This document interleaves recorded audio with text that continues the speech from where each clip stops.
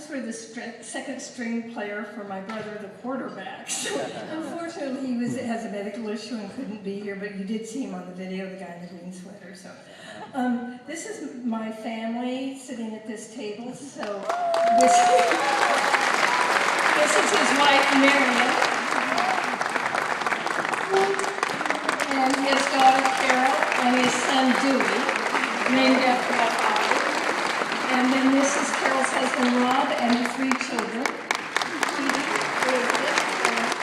And then there's Matt Roach, who you also saw on the video. Matt spent a lot of time at our house.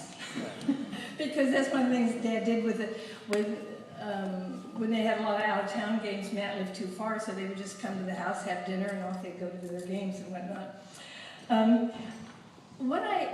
I'm sort of, again, this was the last minute that I'm here, so I wrote this the other day not knowing what was going to be shown, and pretty much what I'm going to say has already been covered, but stick with it. My dad's life was playing football, basketball, and coaching. That was his entire life, other than raising us and doing a great job.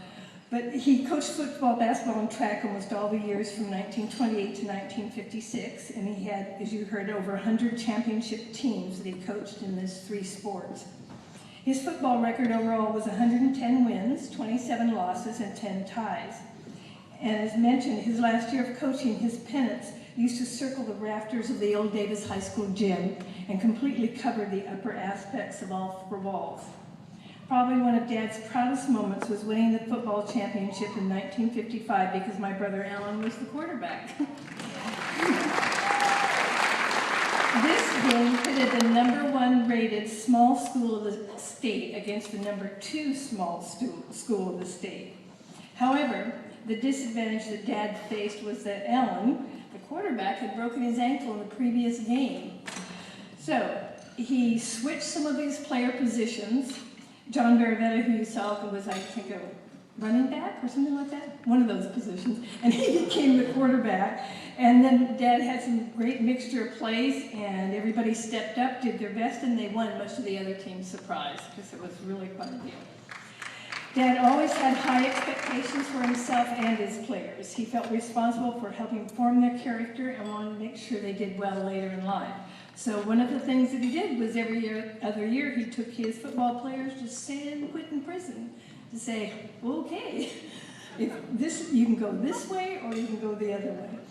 In addition to teaching and coaching, Dad was always willing to give that little extra that makes a difference in a young person's life.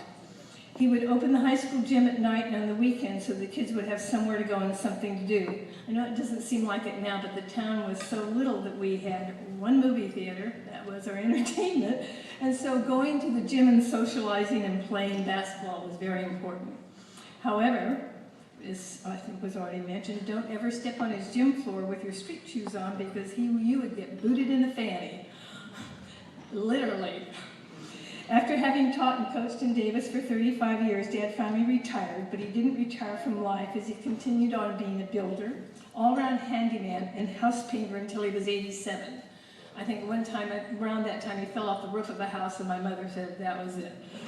So, when Dad turned 90, I wanted to have a birthday party for him, but he would have none of that. Instead, I wrote a story about him and his life that was featured in the Davis Enterprise. The story ended with the way to stay 90 years young is to have a full, active life. And as my dad would say, just being an ornery old cuss. Thank you.